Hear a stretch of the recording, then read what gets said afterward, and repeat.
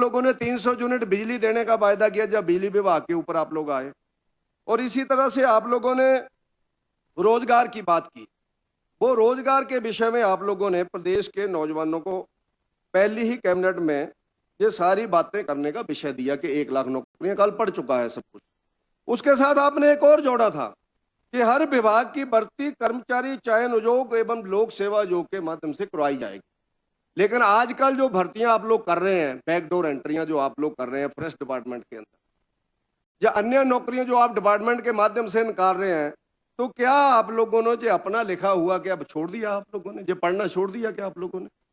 ये मैं कांग्रेस के माननीय मुख्यमंत्री जी से आग्रह करूंगा कि इसके ऊपर वो एक बार जयराम जी की दी हुई सलाह के ऊपर एक बार माफी मांग लें, उसके बाद सारा स्यापा मुक जाएगा, सारा काम ही खत्म हो जाएगा।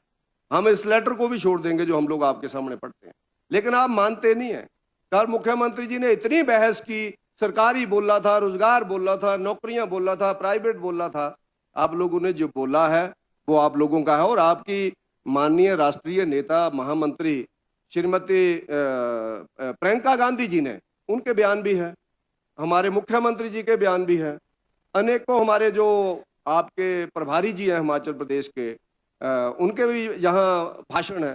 तो उसके नाते आप सब लोग, यहाँ तक रोजगार का विषय है, रोजगार के विषय में आप लोगों ने जो अनेकों लोगों के रिजल्ट्स निकल चुके हैं, आयुर्वेदा मेडिकल ऑफिसर के रिजल्ट निकल चुके हैं, 6 महीने हो गए आप लोग उनको अपॉइंटमेंट नहीं दे रहे, 144 लोगों की और 140 कैंडिडेट उसमें सेलेक्ट हुए हैं। आप रोजगार की बात करते हैं।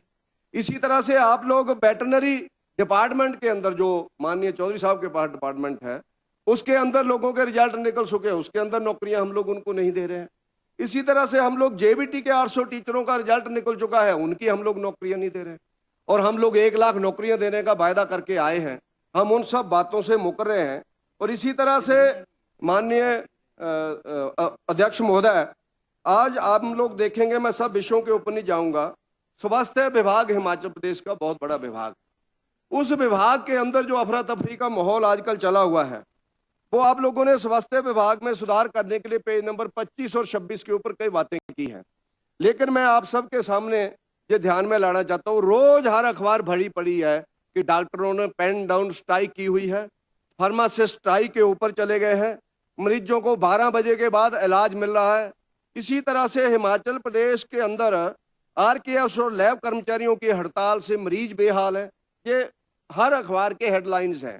और इसी तरह से हिमाचल प्रदेश में बनी दवाओं के 14 सैंपल फेल हो गए। मेरा आग्रह रहेगा मंत्री महोदय, इसके ऊपर एक बार मिलिट्री स्टाइल में आप काम करें, मिलिट्री स्टाइल में, सिविल स्टाइल में छोड़ दो। आपकी उम्र बड़ी है लेकिन अनुभव भी बहुत बड़ा है, उस अनुभव का आप लोग लाभ लो। जो इसमें दोषी हैं इनसे बातचीत करो डॉक्टरों से, ताकि हिमाचल प्रदेश में स्वास्थ्य की चीजों को हम लोग सुधार सकें। और हिमाचल प्रदेश के अंदर जिस समय कोरोना काल था तो मात्र 40 वेंटिलेटर थे। माननीय नरेंद्र मोदी जी के आशीर्वाद से जयराम ठाकुर जी की गवर्नमेंट ने उस समय 1000 वेंटिलेटर स्टेट से, देश से लेकर के आए। लेकिन आज आप लोग हॉस्पिटल की जानकारी लो, कितने वेंटिलेटर चल रहे हैं, लोगों की मौत हो रही है लेकिन वेंटिलेटर नहीं चल रहे हैं। और वेंटिलेटर चलाने के लिए डॉक्टर को ट्रेनिंग नहीं है। ट्रेनिंग आप लोग देंगे, और मुझे लगता है बहुत बड़ी ये चीज भी नहीं है, उसको आप लोग बताएंगे तो 1000 वेंटिलेटर आज कूड़ेदान में ढेर लगा करके रखे हुए हैं। अगर आप लोग कहीं भी, कोई भी आदमी अपना हॉस्पिटल चेक करो जाकर के, ढेर लगा करके रखे हुए हैं। उस समय चल रहे थे, उस समय मरीज ही नहीं वेंटिलेटर के ऊपर थे। 10-10 लाख रुपए के जो वेंटिलेटर, अगर आप लोग ऐसे मेख फंसाएंगे तो मैं ऐसा किल फंसाऊंगा कि आप लोग फिर सुनना बंद कर देंगे, ठीक है ना? कि उस समय वेंटिलेटर चले नहीं जी, वेंटिलेटर चले नहीं जी। आप जैसे वहां पर सीएमओ लगे हुए थे अस्पतालों के अंदर। यानी आप लोग, मुझे लगता है कि नेगेटिव की तरफ नहीं तरमानी जी जाना चाहिए। आप जैसे पढ़े लिखे गोमा जैसे, जो आप सब लोग एक इंजीनियर आए हैं, नहीं वो सब आज भी मैं कह रहा हूं कि चल नहीं रहे हैं। हर हॉस्पिटल के अंदर 5-5, 10-10 को हम लोग चला सकते हैं, क्योंकि एक्सीडेंट होते हैं, लोगों को चंडीगढ़ भेजा जा रहा है, लोगों को एम्स के अंदर भेजा जा रहा है, लोगों को बड़े हॉस्पिटलों को जाने में रास्ते में मौत हो जाती है। और ये बहुत बड़ा नहीं है वेंटिलेटर, जहां डॉक्टर बैठे हैं बता सकते हैं क्या है। मैं उस पर डिटेल में नहीं जाना चाहता। हमारे एक मित्र की किसी कारण से जान बच गई थी, अजय राणा, एक बार ऐसे उनको प्रॉब्लम आई थी और डॉक्टर ने कह दिया था कि अब ये बच नहीं सकता। और सीएम साहब ने, उस समय के सीएम साहब ने, जयराम ठाकुर जी ने कहा था मैं हेलीकॉप्टर भेज देता हूं, इसको पीजीआई ले जाते। उन्होंने कहा आधा घंटा है, अब ये नहीं बचेगा। इसलिए आप